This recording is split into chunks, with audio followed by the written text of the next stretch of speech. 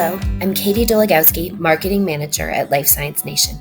In this interview, we speak with Molecular U, the second place winner of the Innovators Pitch Challenge at Resi JPM.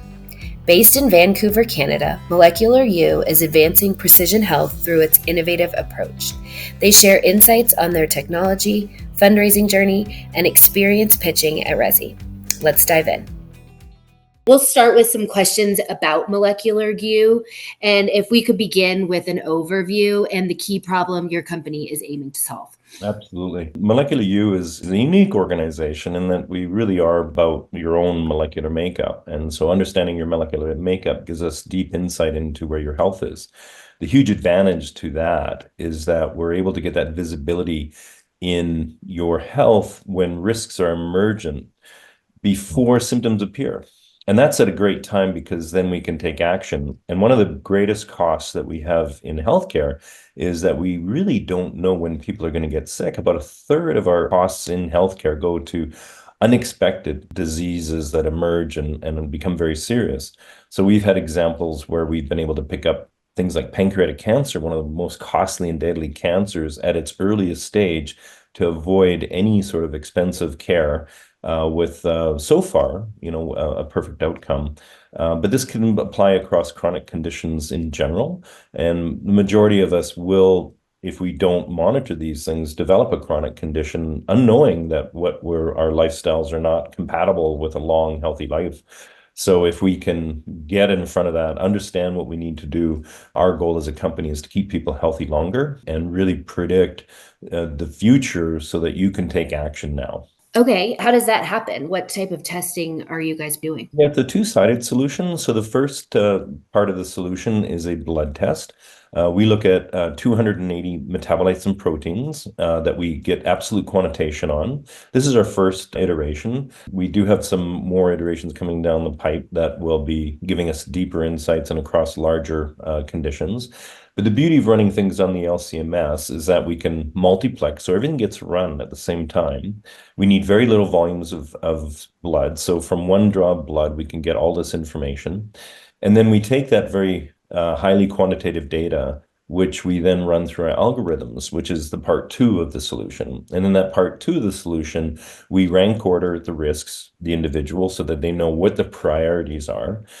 We go a little bit deeper for the practitioners so they understand the pathways and so they can get into where the metabolites and proteins are playing, why they're out of range, and what we can do about it. So we provide action plans to the practitioner that they can incorporate into the care path for the patient. And then we integrate that all into the clinical work stream, if you like, so that it's very easy for them to work with. And so we're tackling conditions that are completely unanswered right now. So things like behavior health and Alzheimer's disease, neurological conditions that we kind of focus on just the central nervous system, but of course our brains are supported by our whole systems. And so being able to get that insight, understanding those nuances of changes over time. And I think that's the other huge advantage is that these are dynamic markers that we measure. And so changes can be made, you can improve your health over time, and you can monitor and see those changes so that you can have a healthier, longer life. So I imagine this market exists and these types of testing exists already. What do you see as your biggest differentiator? The biggest differentiator is making it accessible to practitioners. So there are a litany of tests available.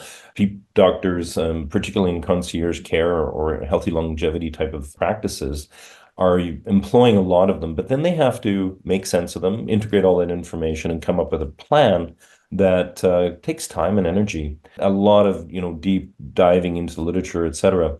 What we've done is taken a very high value biomarkers enabled to this multiplexing, which allows us to do everything at once. So that's a huge advantage logistically. So from one draw, we can look at 12 major conditions and over 20 biological pathways. Then that is presented to the practitioner, not as a bunch of data, but broken down into something very understandable, very easy to navigate. And we spend a lot of time on our interactivity with the practitioners so that they can make sense of it immediately. So they don't have to spend a lot of time digging and comparing. All that information is contained within the platform itself. Our ultimate goal is making molecular medicine simple and understandable for the practitioner so that they can act and do their job. And we need to bring them that information in a very easy to use way. And so we've actually gone another step. And so rather than just having practitioners navigate through the platform, we have these large language model summaries that are based on our data systems that summarize things in a really concise way so that within 1-2 minutes the doctor understands what's going on, they can see what's out of range, and they can act. They're given the action plan, etc. What ideally is the age range to initially test to learn these? Well, it really depends. I mean, that's always the answer, right? So we can work with children. So children, we have some very interesting results in autism. So we could help manage children with autism spectrum disorder. We can work with aging adults and start to help them, manage maybe some of their conditions. But I think once you reach adulthood, getting a molecular U assessment, we have a lot of young people doing it now. So they know where they are. They know they're mostly healthy. And if you could stay that age the rest of your life, stay that healthy the rest of your life, and make those changes as you progress in your life journey, there's a lot of potential to avoid so many chronic conditions and identify cancers before they become serious and costly. It really depends. But I would say, in our 40s, we start to see a lot of conditions. Sort of in the 40s and 60s, we have these two waves of diseases starting to come. I would recommend people in their 30s start getting going, absolutely, and then get an annual checkup with a molecular U assessment to kind of see what's changed, if anything, very serious has emerged. But we're working with elderly people over 65, helping them manage things like the risks for Alzheimer's disease, which is a very scary thing, but is preventable. If we get in front of it and we identify what those molecular changes are early enough, it can be absolutely avoided. How? Most of our chronic conditions are really tied into our lifestyle. Now, our genetics are what they are, and they're very hard to modify, but our genetics are really there to respond to our environments. And our environments are really of our own creation for the most part. I mean, we have things like our microbiome that influence our health, and so we need to keep an eye on that. And we have measures in our panel that give us insight into what's going on in the microbiome in the gut. We also have things like in your food, your diet. You have what you're exposed to in your environment where you live. We've identified people that have been exposed to fungus toxins that are, from certain areas. And so your environment is probably 85% of what your health is.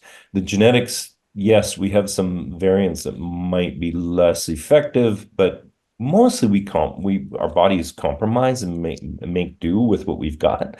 There's so much redundancy in most cases. I mean, of course, some people will be born with genetic variations that are just, not compatible with certain management of certain physiological systems. But for the most part, the majority of people, we any sort of variants we have, we can cope. But what's important is how do we manage our environment? So I hate to say it, but nutrition is huge. So getting the right diet. Sometimes we need some supplements because of the variance in our genetics, but we can pick that up without looking at your genetic information. So that's nice because it's not something that's not manageable. Like we think of genetics as Right. what it is. We can't fix it. And genes don't act alone. They act in concert. It's like a symphony of things that are going on that are responding to our environment. And the other one is exercise. I mean, these are things that we know, but when you don't know exactly how they fit for you, it's hard to follow a fad diet and I'm not losing weight. Why aren't I losing weight? Well, probably not the right diet for you. So we can look at what exactly you need, see those changes over time at the molecular level. And we've seen people that have responded to those patterns that have lost incredible amounts of weight without ever having Fascinating. to restrict their diet. Okay, so getting back to company and where you guys are at, what stage of development is Molecular U in, and what are you aiming for in 2025? So 2025 is a big growth year for us. We've got everything level set to enter into the US market. We have our lab ready to go. We're launching in February.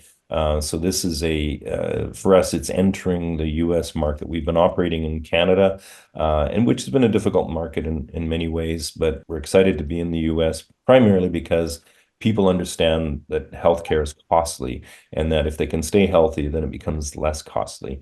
So our goal is really to scale and this year and be fully operational and selling in the US. We do hope to get to probably about 6 million in revenue this year is our goal. So we've got a lot of clinics lined up. We're looking to work with many more clinics, and so we're very actively attending conferences and growing our base and revenue streams. That is the major focus for this year is getting our revenue growth to a point. And we also see that we'll likely want to do a Series A by close the Series A at the second half of this year to really help generate even more growth going forward. It's a very exciting year, 2025 for us. That's great. You kicked off Resi JPM as a finalist in the Innovators Pitch Challenge. Congratulations on that. So, can you tell me about your experience in the Innovators Pitch Challenge and maybe if that influenced your fundraising efforts or the strategy you took to Resi JPM?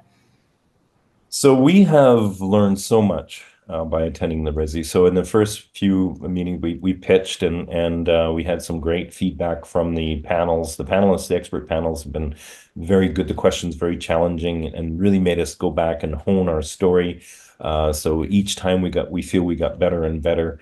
And so we really do attribute that to being part of the Resi community. Hats off to the group there. They've been very helpful in getting us that second place finish. We always hoping for first, but we'll take second because I mean, it, 56 companies, it's so it competitive. is impressive, yes. Yeah, and there's some great companies, and we were lucky to visit with. It's very international too, I'll say. So Yes. it's a global challenge, which is fantastic.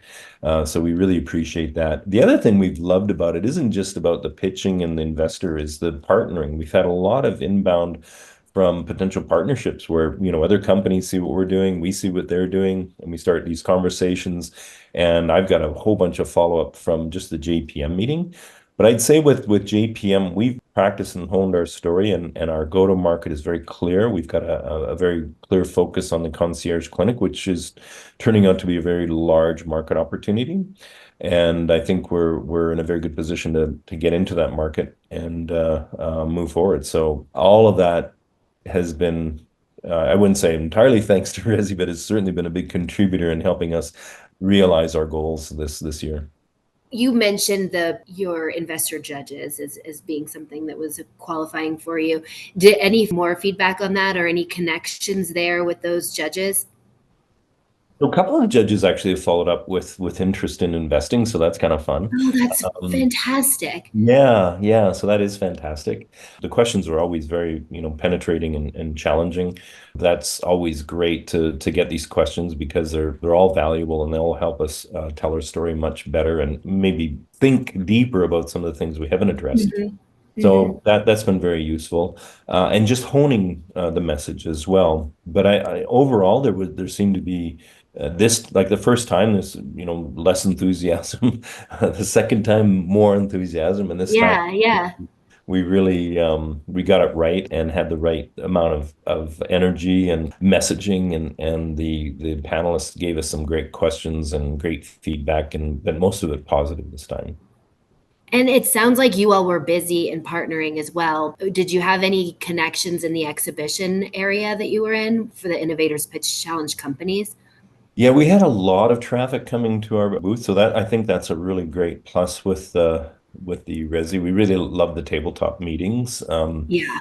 And so we spend a lot of time going to those meetings, but it's always great to have people just, have some groups come by. We are in due diligence with a group and they came by to hear the pitch, but also to come visit the booth and ask lots of more questions, which was fantastic. And to have that booth there and have the team there too. So it's not just one person presenting, you have people manning the booth that are part of your organization. And so anybody looking at for partnerships or for investment, they get a sense of who we are, not just one individual, right? It's always a team effort.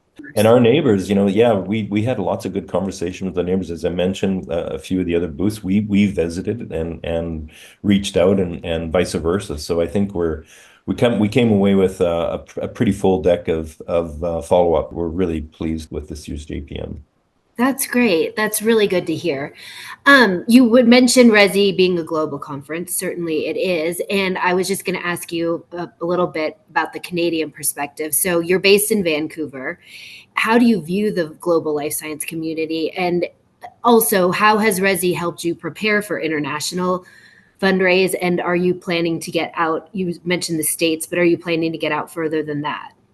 We have set up a subsidiary in the US. So now we have a US presence and our lab partner. That has been the big focus. That's helped us develop a plan to and a model to explore other jurisdictions. We are in an MOU with an organization to set up in India. So there's a very large population there and they Wow. pay for their health. And so that seems to be going quite well. And then we've also got some European interest. So we are exploring that.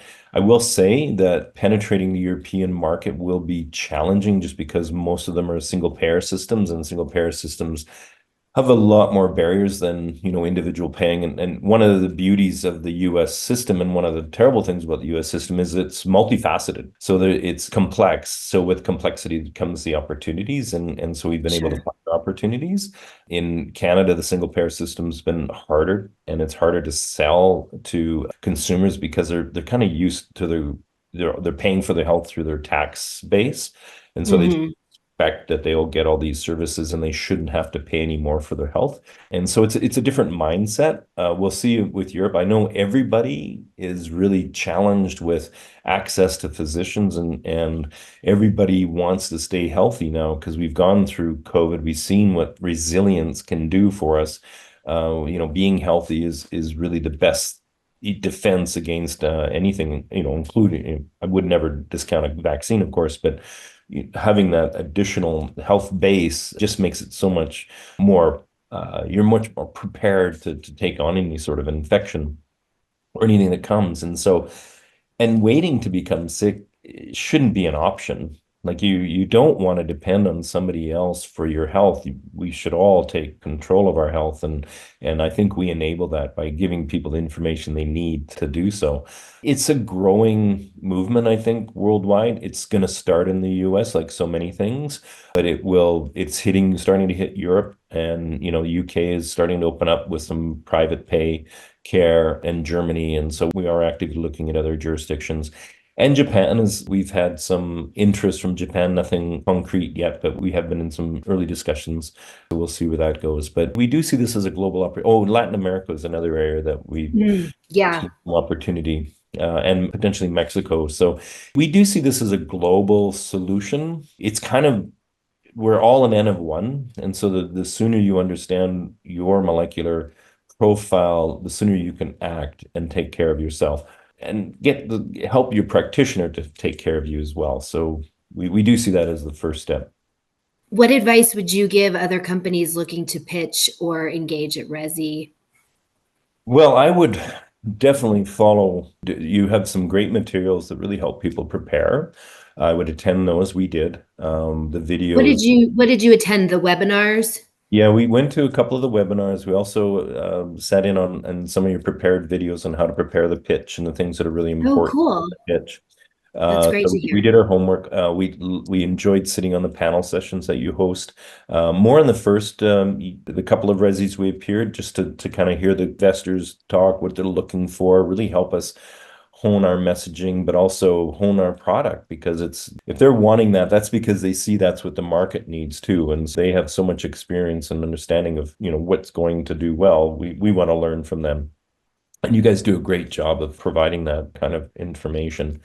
And even some of the non-dilutive funding, we explored a lot of that too, which you bring in, which was very useful. And watching others pitch, I definitely recommend, watch other companies pitch because it's a hard thing to do to It's hard. summarize a very complex organization within 6 minutes and make it Absolutely. exciting and interesting. And so seeing others do it really helps. Well, Rob, it was really nice to talk to you. It was really nice to learn about Molecular You. I'm going to have to check it out myself. Thank you very much. Will we see you at any more Resis this year? We're probably going to do the Boston one, I would guess. We might try to do some of the remote with Barcelona. It's just running up against a bunch of other commitments that we've got right now. And so, the Boston's pretty close for us as well. So we'll be there quite likely. So that's the Okay, plan. yeah. We have Looking two Bostons we're going to do back to back. We'll be doing June in conjunction with Bio, and then we'll be there in September as well.